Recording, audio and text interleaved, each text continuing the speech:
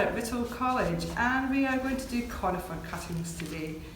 The conifer that we've chosen today, the cuttings of, is Thuja plicata zabrinus, and we're going to do semi-ripe cuttings of these. So we're going to have the tops, which are going to be soft, but the lower half of the cutting is going to be quite hard and woody, hence the name semi-ripe cuttings. So we've got a pot already prepared. We've filled it up with a cutting compost, which is the same as seed compost, and this is a mixture of peat or coir mixed with 50% of either perlite or vermiculite. With our pot here, we filled it to just over the rim. We've then taken our striker board and struck it off. We've then just given it a slight compression down with the tamper board here, and then we've already done our first cutting. So let me take you through the second cutting now.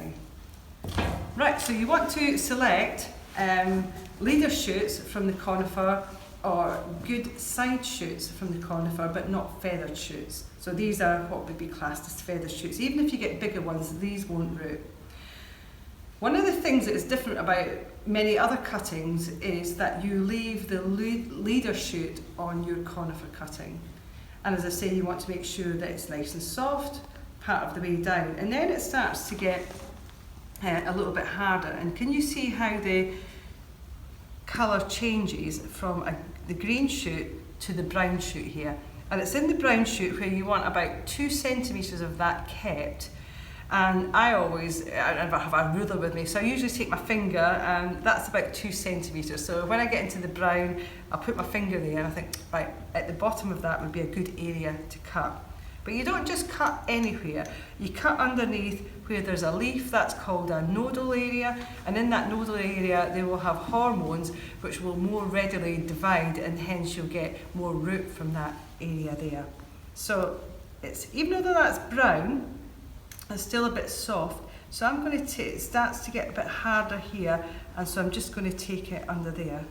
Now, just to give you a little hint about this, sometimes when you're taking semi-ripe cuttings, it says that you've got to look for where the wood goes more woody and more brown. But sometimes actually it starts to go hard and the stems are still green, or in this case, the stems are brown but they're still soft. So a lot of it goes by feel and not just the colour of the bark, although that is one of the biggest indicators. Right, so I've worked out where I'm going to take my cutting. I'm going to take it under this leaf here. I'm going to take a pair of sharp, clean, sterile secateurs and just cut underneath this node here. There we are. Then, obviously because this is going to get put in the compost, I'm going to clean up the leaves at the side, so I'm just going to clean them up, making sure that I don't leave snags on like this, it's nice and clean to the stem. Just going to work my way up. Now, how much should you take off? Well, you can take off up to about 50%. In most books it will say 30%, but I do think I really usually go for the higher number, the 50%, because when you insert the cutting in, it stays more stable. Sometimes if you only insert it in a third of the way up, it's just not stable enough. But for the exams, 30%. Okay, right, so next stage is, one last thing, that if it's very woody, this one's quite, it's not very hard at all. What you can do is either take a knife or a bit of your secateurs and then just make a little wound.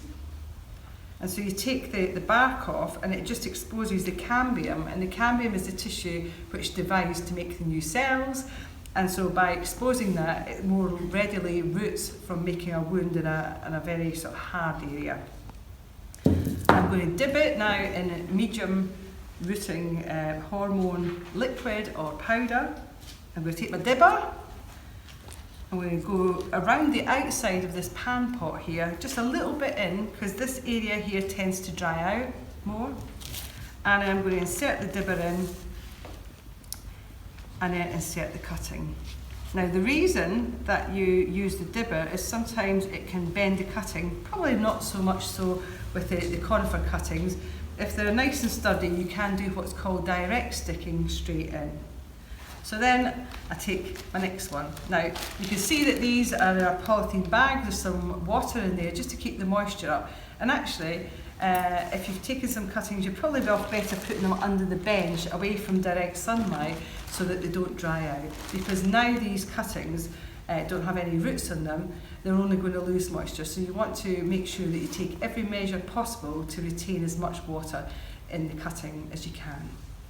Okay, so I'm just going to go on to the next one. And so I will continue to put the conifer cuttings in around the sides. I won't put one in the middle because that will stop the airflow. And as I will continue to put them in about a finger's width from the side, I'll have about 6 in there.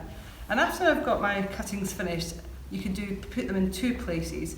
You can either put them under a mist unit or a closed case unit with a bottom heat of about sort of 18 to 21 degrees centigrade, or you can put them in a cold frame.